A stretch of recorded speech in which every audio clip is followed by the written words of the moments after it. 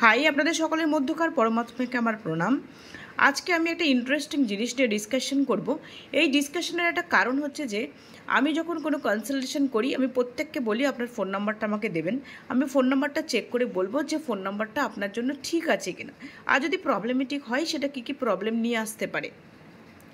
তখন কিন্তু অনেকে অবাক দৃষ্টিতে তাকিয়ে থাকেন, এমনকি অনেকে বলে ফেলেছেন, অনেকে ফেলেন যে কিনা ফোন নাম্বারের সাথে আবার কি সম্পর্ক। ওনারা ভাবতেই পারেন না যে সত্যিই ফোন নাম্বারের সাথে কোনো সম্পর্ক থাকতে পারে বলে। আজকে আপনাদেরকে আমি সেটাই একটু দেখাতে চাই যে ফোন নাম্বারের সাথে কিভাবে সম্পর্কিত হয়। দেখুন, এইখানে ধরুন একটা মানুষের ডেট অফ বার্থ 4/5/1993। তাহলে সেই মানুষটার মূলাঙ্ক হচ্ছে কত? 4। যেই ডেটটা, সেই ডেটটা যদি দুটো ডিজিট হয়, দুটো ডিজিটকে যোগ করে আলটিমেট যেই ডিজিটটা আসবে সেটা হয় তার মূলাঙ্ক। এখানে যেহেতু একটাই 4 আছে, তার মূলাঙ্ক কিন্তু 4। ভাগ্যাঙ্ক কী হবে? প্রত্যেকটা ডিজিটকে যোগ করে যেই সংখ্যাটা আসবে সেটা কিন্তু তার ভাগ্যাঙ্ক। এটা প্রত্যেকটা যোগ করে আসছে তার 3, মানে আলটিমেট নাম্বারটা 3 আসছে, তাহলে সেটা হচ্ছে ভাগ্যাঙ্ক। এবার এটা যেহেতু বেদিক গ্রিড, এটা একরকম বেদিক গ্রিড, বেদিক নিউমেরোলজি।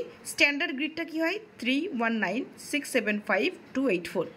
এর এগেনস্টে যদি এই মানুষটির আমি একটা চার্ট বানাই তাহলে তার আসছে 54833। এই যে 5-4-এর একটা কম্বিনেশন তৈরি হয়েছে, এটাকে বলা হয় লিটিগেশন কম্বিনেশন। এটাকে বলা হয় লিটিগেশন কম্বিনেশন,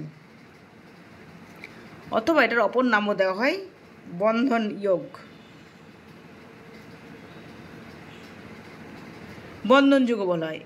এতে কি হয়, কারোর চার্টে যদি এই 4 আর 5-এর এই কম্বিনেশনটা তৈরি হয় এবং যদি সেই মানুষটি তার মহাদশা বা অন্তর্দশাতে কখনো 9 চলে আসে এখানে, অথবা যদি কিনা 4-5 ডবল বার আসে বা 4 ডবল বার হয়ে যায়, তাহলে কিন্তু যেই বছরটাতে সেই বছরে তার লাইফে তাকে সাফার করতে হবে চরমভাবে। কীভাবে হতে পারে? সে হসপিটালাইজড হলো, হতে পারে তার জেল যাত্রা হলো,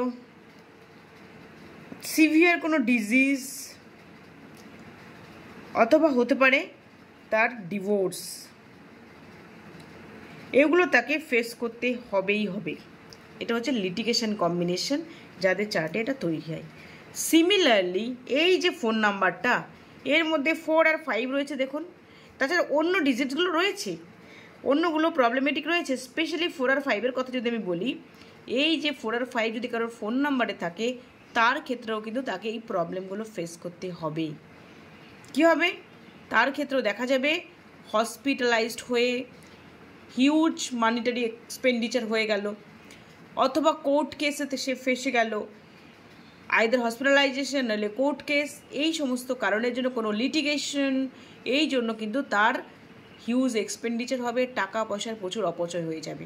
তাই এরকম যদি কারোর কম্বিনেশন ফোনে থাকে বা আপনি জানেন না এটা ছাড়া অন্য কিছু আছে কি না, অন্য আরও অনেক কম্বিনেশনস থাকে যেগুলো প্রবলেমেটিক কম্বিনেশনস, আপনারা অবশ্যই করে নিজের ফোন নাম্বারটা জাস্টিফাই করে নিন, কেননা এই ফোন নাম্বারটা আপনার সাথে সর্বদা রয়েছে, আপনি সবসময় ইউজ করছেন।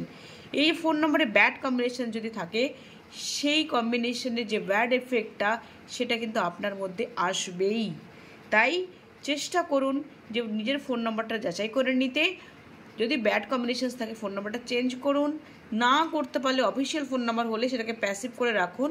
এটা ভালো নাম্বার আপনি সর্বদা ইউজ করুন, যেটা আপনার প্রবলেম অনেকাংশে কিন্তু কমিয়ে দেবে। যদি কারো ডিটেলস জানতে ইচ্ছে করে বা নিজের ফোন নাম্বারটা যাচাই করতে ইচ্ছে করে, অবশ্যই আমাকে হোয়াটসঅ্যাপ করতে পারেন, আমি ডিটেলস জানিয়ে দেব। এর জন্য কোনো চার্জ লাগবে না। ভালো থাকবেন সবাই, বাই। এরকম আবার ভালো ভালো ভিডিও নিয়ে আমি আসছি।